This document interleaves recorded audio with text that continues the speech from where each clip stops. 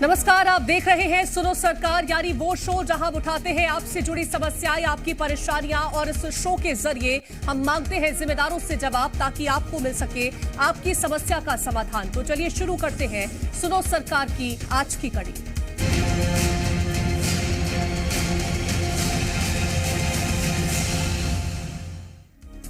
तो सुनो सरकार में आज बात मध्य प्रदेश के स्वास्थ्य व्यवस्था की करेंगे, जो फिलहाल सोती हुई नजर आ रही है, क्योंकि राजगढ़ से ऐसी ही तस्वीरें सामने आई जहां नर्सिंग स्टाफ मरीजों को उनके हालात पर छोड़कर खुद आराम फरमाता नजर आया, और ये आराम तब हो रहा था जब वो ड्यूटी पर मौजूद थे। मामले में जब सवाल पूछा गया तो पुलिस से शिकायत करने की भी धमकी दे दी गई।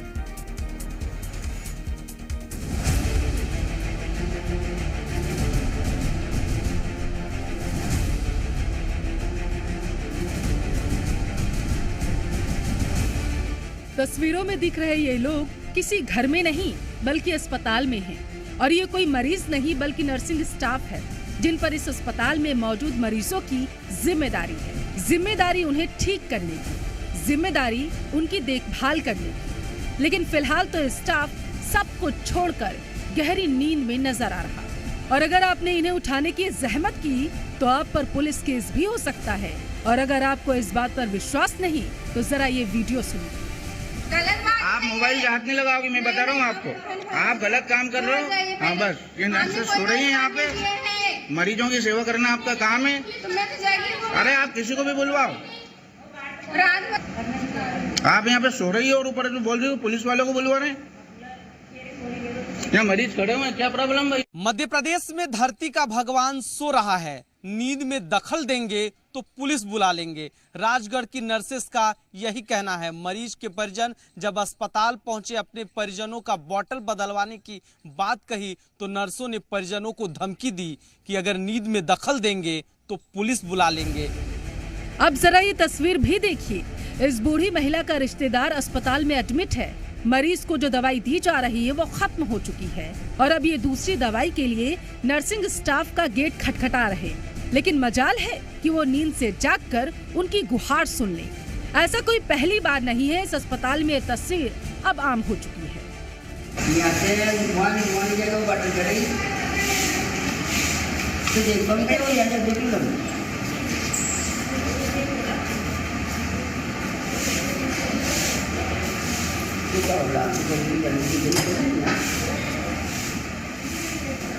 बोतल उतरानी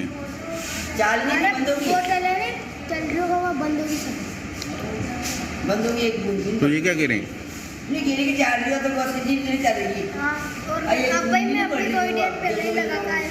पेशेंट पे अगर कोई तकलीफ रहती है तो बोलते हैं कि 11 बजे बाद लगेगा, 12 बजे बाद लगेगा। सो जाते हैं गेट बंद करके और उसके बाद हम बजाते हैं गेट को, चिल्ला चोट करते हैं। चिल्ला चोट कर देगा। क्या बात है? नर्सिंग स्टाफ गहरी नींद में है और मरीज बेहद परेशान। मामले की शिकायत जब सिविल सर्जन से की गई तो उन्होंने जांच के बाद कार्रवाई की बात कही। सो रहा है मरीज, परेशान हो रहा है, बोतल उतराने के लिए भी परेशान हो रहा है मरीज। एक सिस्टर तो खैर जग रही थी उसमें, उस बात भी करी उसने, और बाकी हम देखते हैं, दिखवाते हैं क्या कैसी स्थिति है, क्योंकि जो भी होगा उसमें एंट्रीसिटी वगैरह सब देखेंगे। उनसे वो नोटिस भी दिया गया उनको, और फिर देखते हैं वो क्या जवाब देते हैं। हिसाब से कुछ जो भी जांच में जो भी प्राप्त होगा सबसे कार्रवाई की जाएगी। अस्पताल में मौजूद मरीजों के परिजनों का कहना है कि ऐसी तस्वीर हर दिन देखने को मिलती है। दूसरी ओर अधिकारी अब कार्रवाई की बात कर रहे हैं। सवाल ये है कि जब हर दिन इसी तरीके से स्टाफ गहरी नींद में होता है तो अब तक कोई कार्रवाई क्यों नहीं की गई? क्या प्रशासन और अधिकारी भी गहरी नींद में हैं? ब्यूरो रिपोर्ट, जी मीडिया। तो एक तस्वीर ये थी जहां डॉक्टर सोते हुए नजर आ रहे थे। अब एक तस्वीर और देखिए जहां अस्पताल में खुलेआम हथियार हाथ में लेकर के घूमता हुआ एक शख्स नजर आया। तो मध्य प्रदेश में बीमार चल रहे स्वास्थ्य महकमे से एक और तस्वीर सामने आई, और प्रदेश की राजधानी भोपाल में प्रतिष्ठित अस्पताल जवाहरलाल नेहरू हॉस्पिटल में एक युवक नशे की हालत में धारदार हथियार हाथों में लेकर घूमता नजर आया, जो प्रशासन पर तमाम सवालिया निशाने खड़े कर रहा है। बता दें कि प्रदेश के डीआईजी का घर भी इसी इलाके में है, और बावजूद इसके पूरे इलाके में सुरक्षा के कोई खास इंतजाम नहीं देखने को मिले हैं। तो मध्य प्रदेश के अस्पतालों से सामने आई अव्यवस्था की तस्वीरें पर अब सियासत देखने को मिल रही है। मामले में जहां कांग्रेस ने बीजेपी के शासनकाल पर सवाल खड़े कर दिए, तो वहीं दूसरी ओर बीजेपी कार्रवाई की बात कहती नजर आई है। प्रदेश की क्या हालत है, महिलाओं की क्या स्थिति है, इसको जानने का उनके पास समय नहीं है। तो मैं शिवराज जी से कहना चाहूँगी कि शिवराज जी, सभाएं ना करके अगर आप स्थिति में सुधार की कोशिश करें तो हो सकता है कि आपको 50-60 से थोड़ी ज़्यादा सीटें मिल जाएं। देखिए, मध्य प्रदेश की सरकार ऐसे तमाम प्रकरण अगर कभी प्रदेश के किसी भी अंचल से सामने आते हैं, उस पर संवेदनशीलता और कठोरता के साथ कार्रवाई करती है। हमारी सरकार का पुरजोर प्रयास रहता है कि प्रदेश भर में जितने भी हमारे नागरिक हैं, उनको जो सरकारी व्यवस्था है उसकी ओर से किसी भी प्रकार की लापरवाही का सामना न करना पड़े। अगर इस प्रकार का विषय प्रकाश में आया है तो स्वाभाविक तौर पर शासन व्यवस्था उस पर उचित कार्रवाई करेगी, और अगर किसी ने इस प्रकार से अमानवीय व्यवहार किया है तो उस पर भी कार्रवाई की जाएगी। तो मध्य प्रदेश में इस साल विधानसभा चुनाव भी होने हैं, और ये वो समय है जब सरकारें अपने कामों को जनता के सामने रखती हैं। लेकिन मध्य प्रदेश में स्वास्थ्य व्यवस्था की सामने आती ये तस्वीरें कई तरह के सवाल खड़े कर रही हैं। पहला सवाल, क्या यही है मध्य प्रदेश के अस्पतालों की असल तस्वीरें? दूसरा सवाल, अस्पताल में सोता स्टाफ तो कौन करेगा इलाज? तीसरा सवाल, अस्पताल को बेहतर बनाने वाले दावे हवा हवाई? चौथा सवाल, अस्पताल में सोते स्टाफ को क्यों नहीं किसी का डर? और पांचवा और सबसे अहम सवाल ये कि क्या सरकारी अस्पतालों के मरीज भगवान भरोसे हैं? तो कई सारे सवाल इस बीच खड़े हो रहे हैं, और ज्यादा जानकारी के साथ संवाददाता प्रमोद शर्मा भोपाल से जुड़ गए हैं। प्रमोद, अस्पताल में नर्सिंग स्टाफ सो रहा है, आईसीयू वार्ड में गाय घूमती नजर आती हैं, अस्पतालों में हाथों में हथियार लेकर के बदमाश घूमते नजर आते हैं। हमीदिया अस्पताल का वाकया याद आता है, जहां पर जो शव थे उन्हें चूहे कतर देते हैं। क्या यही वर्ल्ड क्लास अस्पताल की बातें मुख्यमंत्री करते थे? क्योंकि ये दावे तो उन्होंने खूब किए थे। अब प्रदेश का कितना विकास हुआ है वो हमने तस्वीरों के जरिए देखा है, चाहे स्वास्थ्य हो, शिक्षा हो, वो हमने देखा है। किसानों की बात करते हैं, उनकी वहां पर भी हमने देखा कि किस तरह का विकास हुआ है। अब मुख्यमंत्री जो दावे कर देते हैं, क्या वो दावे जुमले हैं? क्योंकि अब वो खुद जनता से कह रहे हैं कि क्या मुझे चुनाव लड़ना चाहिए, ये तो साफ है। फिर उन्होंने भी अपने विकास की तस्वीरें देख ली है।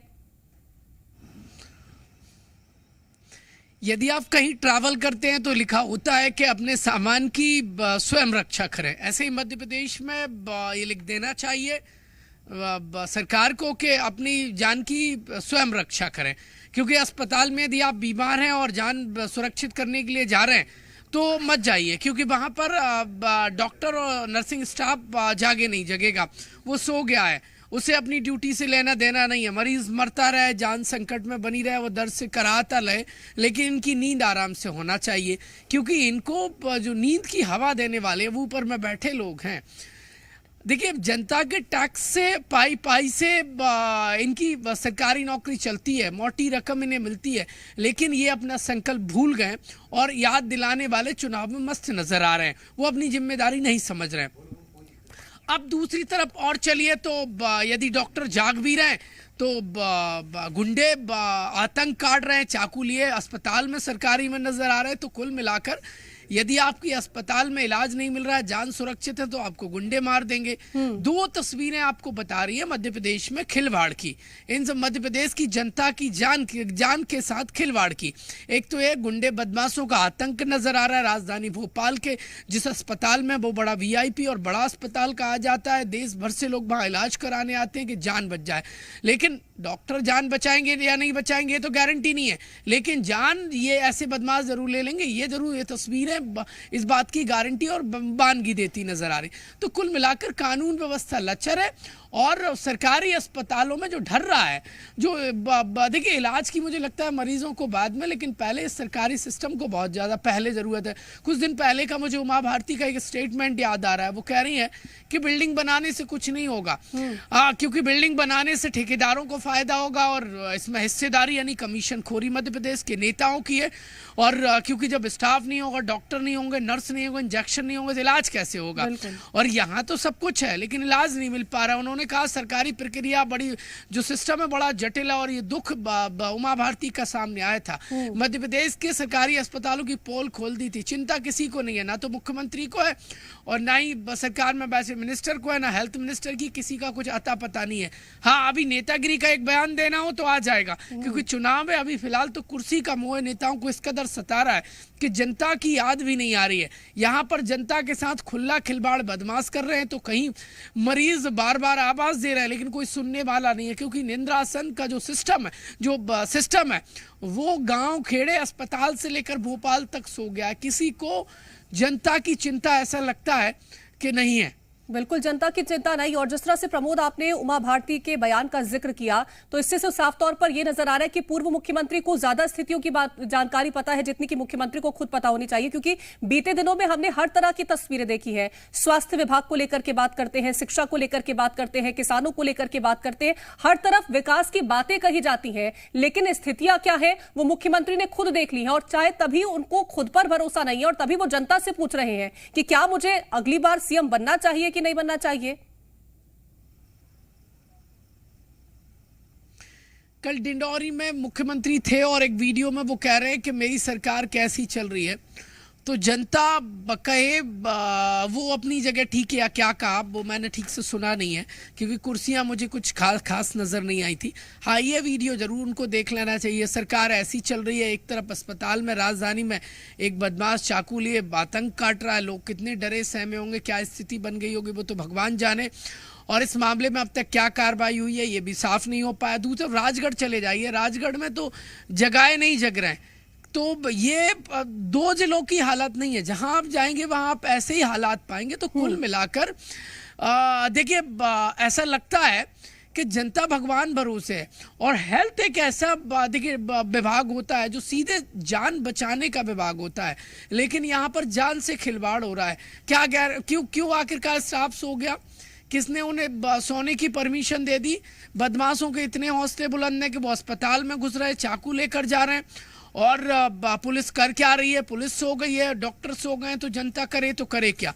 या तो तड़प कर मर जाएगी या फिर ऐसे बदमाश मार देंगे। तो कुल मिलाकर मध्य प्रदेश में कानून व्यवस्था लचर है और जो हेल्थ सरकारी सिस्टम है वो ऑक्सीजन पर, वेंटिलेटर पर चला गया है और सख्त सर्जरी की जरूरत है। ये जनता देख रही है।